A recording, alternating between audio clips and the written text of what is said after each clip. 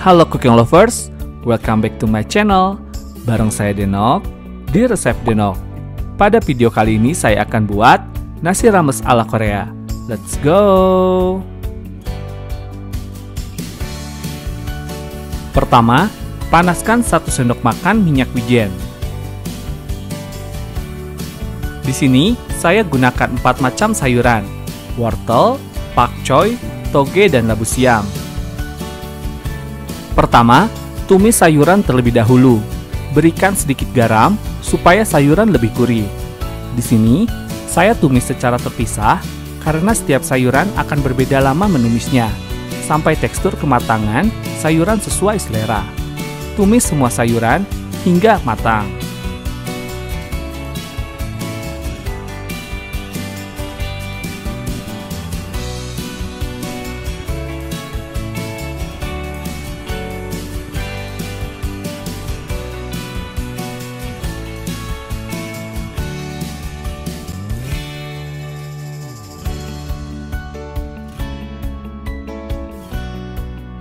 Lanjutkan buat telur mata sapi.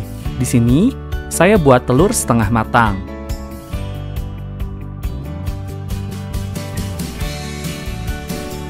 Untuk dagingnya, saya lanjut masak 2 sendok makan kornet sapi.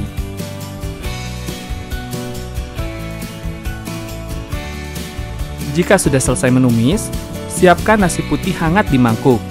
Sajikan dengan telur, kornet, dan aneka tumis sayuran tadi.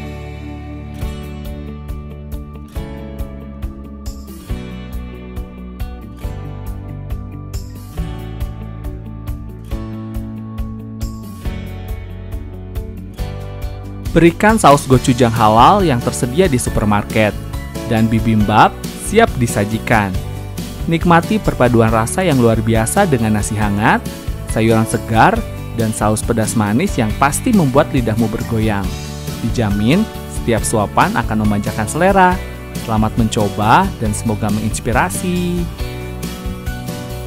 Jika kalian suka dengan resep ini, jangan lupa untuk selalu support dengan subscribe channel ini ya. Terima kasih.